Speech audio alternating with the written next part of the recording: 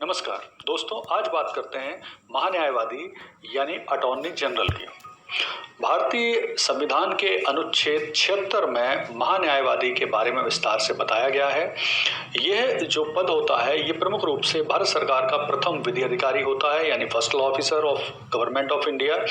ये भारत सरकार को विधि के मामलों में सलाह देने का काम करता है।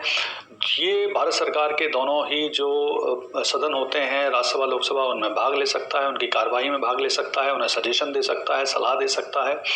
इसकी नियुक्ति के लिए आवश्यक है कि इस व्यक्ति के पास सुप्रीम कोर्ट का न्यायाधीश बनने की योग्यता होना चाहिए।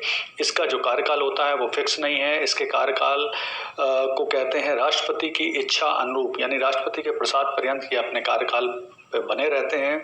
जब तक ये अच्छा काम करते हैं अपने पद पर बने रहते हैं। इन्हें जो वेतन होता है कोई इनका फिक्स वेतन नहीं है। इन्हें प्रति केस के हिसाब से कुछ जो पैसा है, रुपए हैं, वो पेमेंट किया जाता है। इसके अलावा जो अटॉर्नी जनरल होते हैं उनकी सहायता के लिए 2 सॉलिसिटर जनरल यानी अतिरिक्त महान्यायवादी भी होते हैं। फिलहाल भारत के जो अटॉर्नी जनरल हैं वो हैं के वेणुगोपाल, और फिलहाल जो भारत के सॉलिसिटर जनरल हैं यानी अतिरिक्त महान्यायवादी हैं वो हैं तुषार मेहता। एक पद फिलहाल सॉलिसिटर जनरल का खाली है। देखिए, इसी तरह से जैसा केंद्र में अटॉर्नी जनरल होता है, राज्यों में जो फर्स्ट लॉ ऑफिसर होता है राज्य का वो होता है एडवोकेट जनरल यानी महाअधिवक्ता। भारतीय संविधान के अनुच्छेद 165 में महाधिवक्ता के बारे में विस्तार से बताया गया है। अब मैं आपको एक इंटरेस्टिंग चीज़ बताता हूँ अटॉर्नी जनरल के बारे में। देखिए, जब केबीसी यानी कौन बनेगा करोड़पति का सीजन 1 आया था 2001 में, तो उस समय जो उसके विनर थे वो थे हर्षवर्धन नवाथे।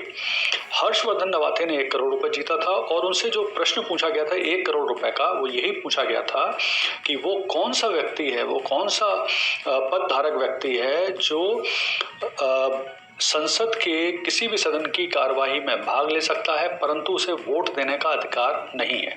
तो हर्षवर्धन नवाथे जिन्होंने 1 करोड़ रुपए जीता था, इसका आंसर देके उन्होंने बताया था अटॉर्नी जनरल वो व्यक्ति है जो संसद के किसी भी सदन की कार्यवाही में भाग ले सकता है लेकिन वो वोट नहीं कर सकता। तो इस तरह से ये है अटॉर्नी जनरल से संबंधित समस्त जानकारी। उम्मीद है आपको पसंद आई होगी।